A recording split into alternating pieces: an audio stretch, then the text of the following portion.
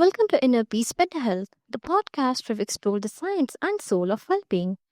I'm your host, Saima, and today's guest, Dr. Betsy Holmberg, is a psychological expert in overthinking and negative self talk.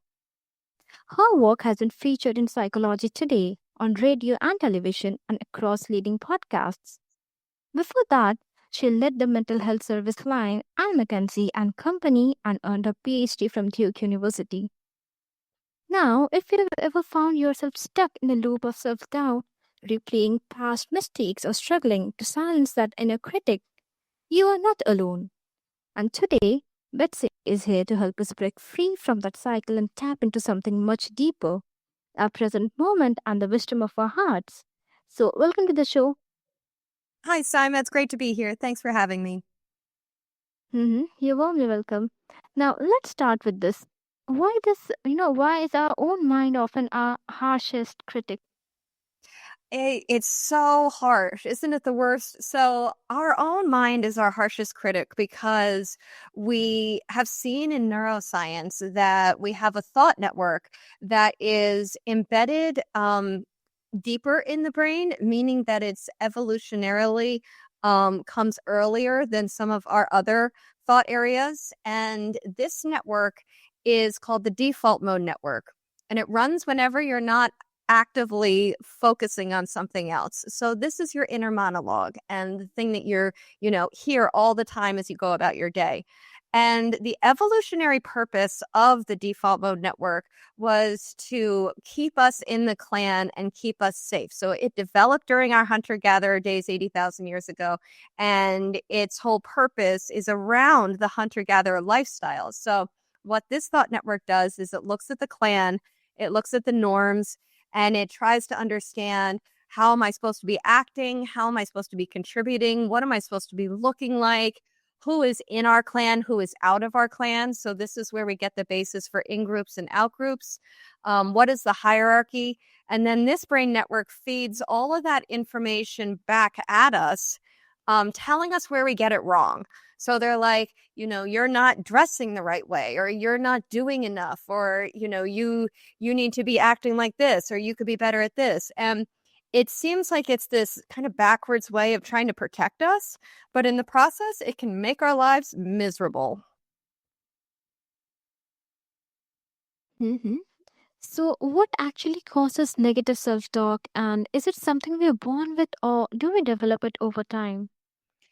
It's not something we're born with because these brain areas, this network, the default mode network, needs time to make its connections and create its patterning. So you'll notice that children are often very free-spirited and they are less self-conscious about how they are presenting in the world. And it's very liberating. It's lovely being around kids because of that. And then as the brain continues to do its wiring, the default mode network wires in, and it's usually developed by around teenagerdom, if you will. And that's an age when we start to be very aware of our peers, very aware of ourselves, and very aware of what the norms that we should be following to be included and accepted. So this is something that comes online, and then we're stuck with it for the rest of our lives. That's noteworthy. Now, many of us think that overanalyzing helps us make better decisions. Why is that a myth? That is such a good point. And I used to think this so much myself. I thought, if I keep on thinking about it, I'll get to a better place. And what the science shows is that often when we are doing that type of thinking, we're doing what's called rumination. So we're doing the same thought over and over again. And the default mode is not going to be helpful in pushing us forward, in helping us heal, or in helping us achieve our goals. That's not what it's there for. It's more of an alarm system. So it will constantly hit you with alarms. So we feel like we're processing and we feel like we are moving, that we're trying to work through things, when in reality, the default mode is just yelling at us with the same thing over and over, which is where all of that self-processing doesn't work. So what we need to also know is that next to the default mode network is the central executive network. Now, this is our second thought network. And this one is located more in the outer parts of the brain, which make it evolutionarily after when the default mode was. And this is the seat of all your chosen thoughts. So when you choose to focus on something, when you choose to study something, that is all using the central executive network.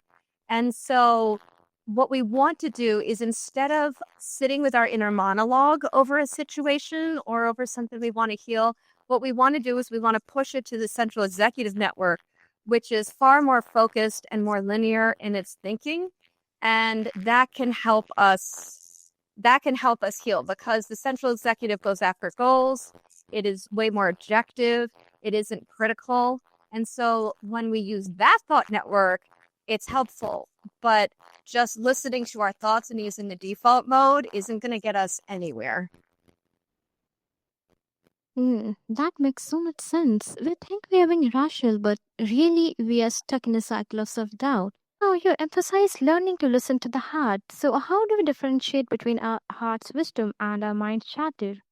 Oh, such a great question. Yeah. So, what's really fun about where the neuroscience has gone is they've shown that the heart has its own brain. It has its own set of neurons, and these neurons control that ever important, the beating of your heart, the rhythm of it, etc. And those neurons have pathways that connect to your central executive network. So it makes sense in an interesting way. So when we have something that we totally adore and we've fallen in love with, it's very easy to focus on it. You know what I mean? That comes incredibly easily to us, and it's because of this connection. And our default mode has its pathways that connect to our gut and to our stomach, which is where you get butterflies in the stomach and all the way to, IBS and some of those other gastrointestinal situations, and why there's such an important link between stress and the stomach. So, to connect into our hearts is a wonderful way to connect into our central executive network.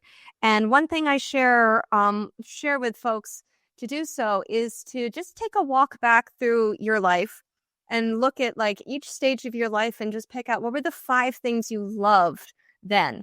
And these could be tiny things. These could be, your morning coffee or the way the sunlight looks, or they could be big things. They could be what the friendships you had, or a certain subject that you studied that you loved. And when we start to connect into those pieces, we can start to build our connection to our CEN. A lot of people do this with gratitude too, and gratitude has become very much a hot topic in psychology because it has so many wonderful effects, positive effects for our mental health, and part of it is that it's helping to shut down the default mode. Mm-hmm. So, can you share a real life example of how following the heart leads to better outcomes than overthinking? Sure. So in the book, I share an example of a gal who loves dogs. She had a dog when she was growing up. It was her favorite thing ever, but she was in her 20s and she wanted to meet someone. And she just felt like, I can't have a dog right now. I need to be flexible to be able to go on dates, maybe go away for the weekend. Like, I can't support a dog with my lifestyle. And she wasn't enjoying herself. And so talking through it, she's like, no, I hate going to bars. I hate trying to do all that. And so we thought, well, why don't you just get a dog? Like, do what your heart really loves. And when she did, a lot of her mental health symptoms did decrease because she was happier, she was more content. She loved having an animal to sleep with at night. And she then found that her dating life improved because she started finding men who were interested in animals as well. And so she had more in common with them. So there's so many times when we try to fit ourselves into the world and not do the things we love. And it's really neat to watch people start to choose love in their lives and make those choices to be a little bit different. And then they find that the world starts to fit around them. That's really fascinating. Almost like we're conditioned to think our way through life when sometimes the best answers come from simply feeling what's right, right? Absolutely. And the default mode wants to stay in charge because it thinks it's the thing that's keeping you alive. So it uses I in all of its statements, like I'm worried, I'm not enough, and it makes it out like it's us saying it. So it really has had a hold over us forever. And that's why I think this literature is so exciting because it's saying, oh, we now understand what it is. You know what it reminds me of? It's like the Great Wizard of Oz. And the DMN is the wizard and all of the bells and whistles and the big fanfare. But when you actually know the science of it, it turns it into the insecure man that's behind the curtain. And so we don't have to let this thing run our lives anymore, like it's been doing for people forever. We get to start to choose what we want to do and spend our time in ways that we love. And that's really awesome. Mm-hmm. That's indeed remarkable. Now, if someone is deeply stuck in self criticism, what's the one thing you'd tell them right now? If you're really stuck in criticism, it's possible that your DMN is very, very strong. And there are times when we've been listening to it for a long time that it's strong, or if we're really stressed, it can be very strong if we're tired. And in all these situations, you may find that you can't turn it off, and that's okay. That's literally how your brain is structured. In a stressful situation, the amygdala, which is kind of our fear center, and our threat center of the brain, it shuts off the CEN. You might not be able to even access it. And it's to have compassion for yourself in that moment. Now, a few really basic steps you can do to take care of yourself when your DMN is totally running the show is to reach out to someone who you respect and who you trust. Because when we give our DMN that experience of clan, when we essentially tell our DMNs that we belong with someone, that helps to quiet it. It helps to soothe it. So in whatever way you can, if it's calling a friend or if it's, seeking therapy, whatever it is, that can really help. Another thing that can help if it seems like it's really strong and it's just not stopping is to consider an antidepressant like an SSRI. Those have been have proven to decrease the functional connectivity across the DMN, so it can give you a little break from its nastiness.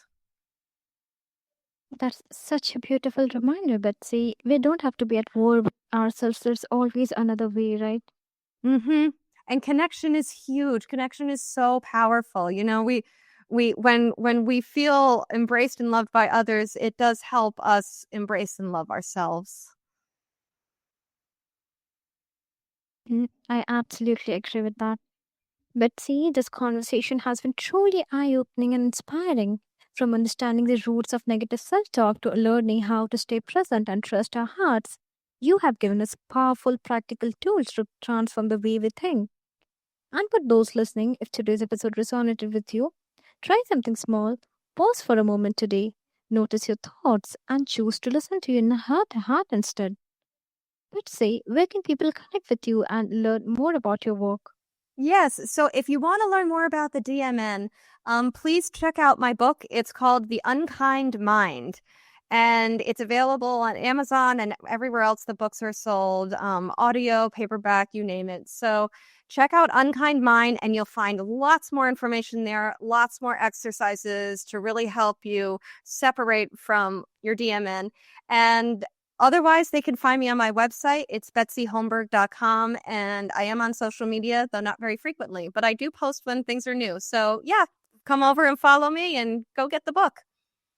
Mm-hmm. And that's it for this episode of Inner Peace Better Health. Remember, your thoughts are not the enemy, and your heart already knows the way. Until next time, be kind to yourself and stay present.